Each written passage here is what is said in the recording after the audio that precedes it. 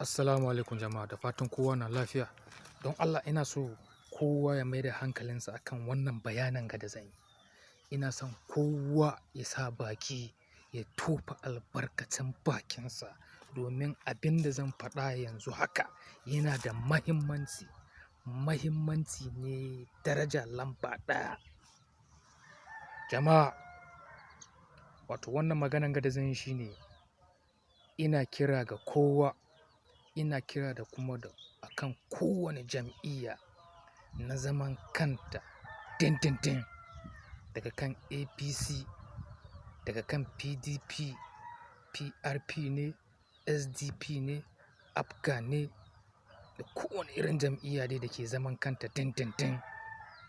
Don Allah kada mu yadda mu ba wa delegate, kada mu yadda mu ba wa mayunwata wato muƙamin delegate a kowane party. Domin delegate su ne masu fidda gwani a primary election. Idan har za mu iya magance wannan matsalan, to in Allah yadda sauƙi, za mu iya samun sauƙi gefen bad governance. Za mu iya samun tsaftatacce, za mu iya samun shugabanni masu kishi da kuma buri. Mafi galibin waɗanda suke zuwa zaɓen primary election mayunwata ne, makwaɗaita ne. Mafi galibi abin da ke sa suke ribibin wannan daman domin su je su samu abin da za su sa a aljihu. Shi ne kawai, ba wani maganan ɓoye-ɓoye. Haka nan take, kai ma ka san haka nan take. Ya kamata mu tashi mu magance wannan matsalan kamin zaɓen 2027. In ta so zai samu ya kasance a ce APC an fidda ingantacce, PDP ma an fidda ingantacce, PRP ingantacce, Labour Party ingantacce, SDP gaba ɗayansu. Kaga sai a ba wa kowa dama ya zaɓi abin da ya kamata. Ko da APC ce ba mu da matsala, ko da PDP ta ce ba mu da, ko da PRP, duk da wai da cewa an fidda wato cancanta, ba wai an bi son zuciya ko kwaɗayi ya fisge mutum ko yunwa ya fisge mutum.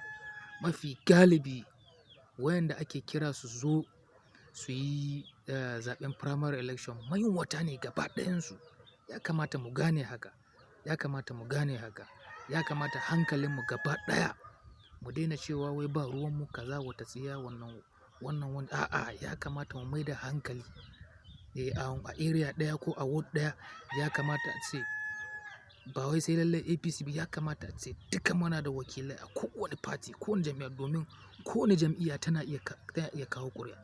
Domin zaɓen 2027 ɗin nan za a yi shinkafa da wake ne, zai wuya. Za a yi ko da APC za ta ci, ko da a ce APC za ta ci, to ba za ta iya kawo duka ba. Za a yi shinkafa da wake, za a yi garwaya. Za a yi garwaya domin mutane sun ɗanɗana abin da ya kamata su ɗanɗana. To musamman matsaloli na farawa ne daga kan delegate. Delegate mu yi hankali. Delegate mayunwata ne mafi galibinsu. Akwai makwaɗaita, akwai wanda ba burin ci gaban ƙasa ba ke gabansu, na farko kenan. Ba burin ci gaban jam'iyyansu ne ke gabansu, na biyu kenan. Kuma na uku, wani kawai ya samu delegate ne, maybe ubangidansa ne ya tilasta ya zo yi. Domin menene? A biya ma ubangidansa buƙata. Wannan wayar da kai ne. Ina son na farko, idan ka kai wannan gaɓan, ka yi commenting, na farko kenan. Kuma na biyu, ka yi ƙoƙari ka yi sharing. Mutane da dama sun fi son a ga ana tallata wawanci a yanar gizo. Abin da ke ɗaukan musamman hankalin arewa kenan. Sai sa 'yan siyasan mu na nan na abin da suka ga dama. Amma idan muna tattaunawa akan abin da ya kamace mu, abin da ya kamata a yau da kullum, ai da mun wuce yanda muke haka. Da mun wuce yanda muke haka. Mun fi son mu yi ta kallon waƴansu tsiraru kawai wanda a zo ana mana wawanci a yanar gizo.